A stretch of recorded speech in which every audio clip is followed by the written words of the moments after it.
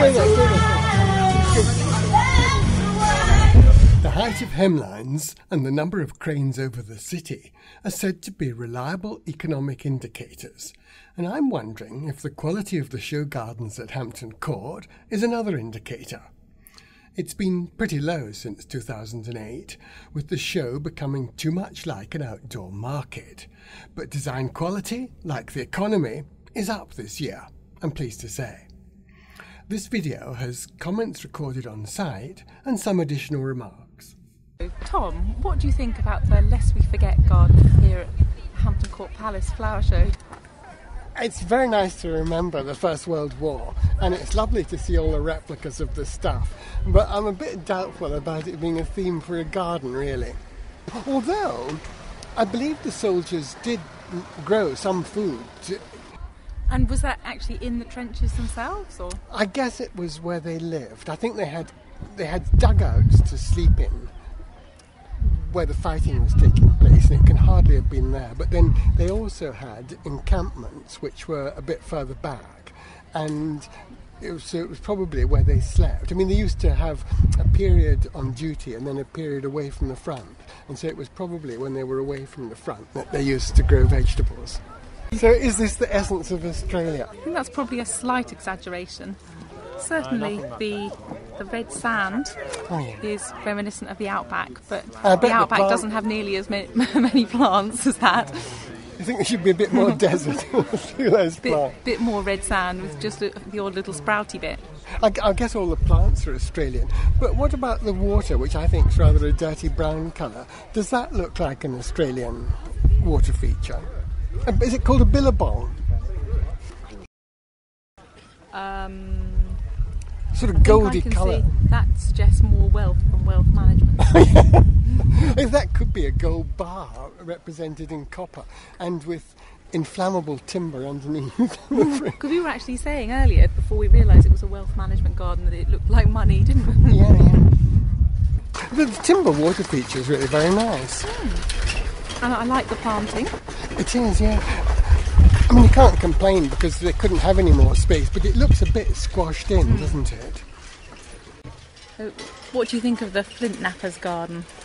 Well, it's absolutely great to see somebody napping flint, because it was such an important material for the Stone Age and for trade and the origins of everything manufactured. But it doesn't really seem to me that the garden design has taken advantage of the flint. I mean, there's a bit of a flint wall there, but that was a medieval way of building, and they didn't have mortar in the Stone Age, so that's not possibly flint knapping, although I suppose they also had the techniques probably the same, actually.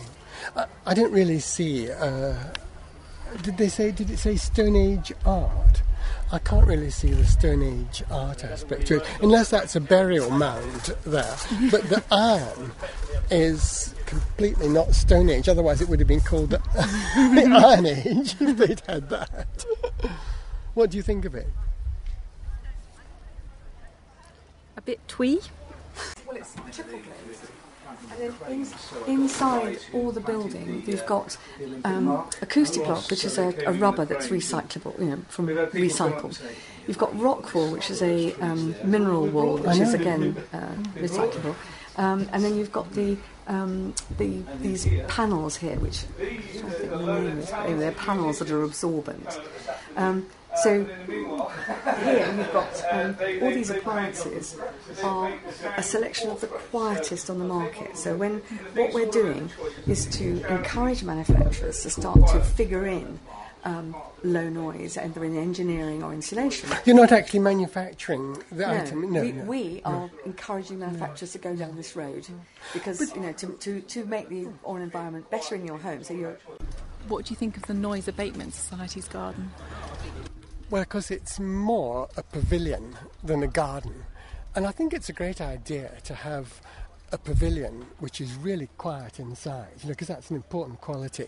And it's also good to have it raised off the ground to give more space for growing plants. And the view, looking into the middle of a tree and looking down and looking out, that's all very good. Although I think it's a great success, I would really call it more sculptural And in fact, I see the geometry as being dynamic rather than restful. I think it's a lovely place, I'm not saying that, and I think it's a bit like a constructivist work of art, but somehow Solitude, I mean, with the rather crashing water and the sharp geometry, I don't think Solitude's quite the right word. Well, apparently the idea of the water is to try and block out noise pollution in the city. That's a very good thing to do. They call that white noise. This is the Bacchus garden, inspired by the Roman god of wine and also Hampton Court Palace's own grapevine. What do you think?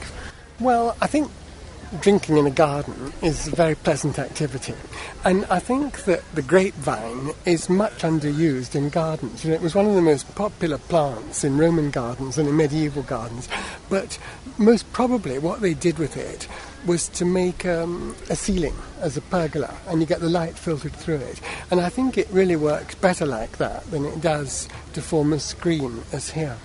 The pools are a bit like flow form, but I don't think they've got quite the role in aerating the water that you get from a flow form design.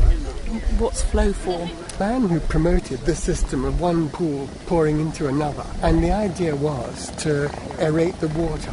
And ours for £7,000, which is like, you know, like we try to do it almost as realistically as we could. But is that just the materials, or is that also the materials? And I mean, like most of the materials for the woodshed were like fallen timber from our nursery. We'd like almost rigorously try to keep to that budget sort of thing. And obviously it would be a bit more labour because it was a prototype and you're doing things to RHS standard. So if you were going to do that structure as a wood store, where we did it, we actually hide all the internal structure of the timber sort of things, you don't see it. But if you're going to recreate it in your garden, you probably wouldn't go to the lengths we did to actually. Hedgehogs. How the garden's good for hedgehogs. I'm glad you asked that. Now Adrian is here because he's the founder of the British Hedgehog Preservation Society. Oh! Me. But where's the hedgehogs? There are hedgehogs around. Have his afternoon nap. No. We've got hedgehogs here. We have. Really? Oh yes. The hedgehog garden is good for hedgehogs, as you said, because it's showing the gaps that you can make in the gardens for hedgehogs to be able to pass through to the next gardens. The size of which should be this leaflet size. And this one, so they can get water but easily climb out, not like a steep, slippy-sided pond. There's a hedgehog house over in the corner there, a gap under the shed for them to burrow under and hibernate or have babies under the shed. And there's also log pile in there for natural food and shelter. And where do they find their black beetles to eat? Well, wild areas, log piles. Log piles are really good for that. Where's the log pile? In the third garden has got a log pile. We've thought of everything. Have a leaflet. Would you like one? You can. There's a gap under the shed for them to hide under, like I said as well. And at the side of the shed we've got bee boxes and different insect attractors as well. And you see the hedgehog grass creation there as well. Oh yes. There's a little sort of log pile again there, and making sure, of course, there's gaps through to the contemporary gardens so they can walk through all of the Hog Street. That's a good idea.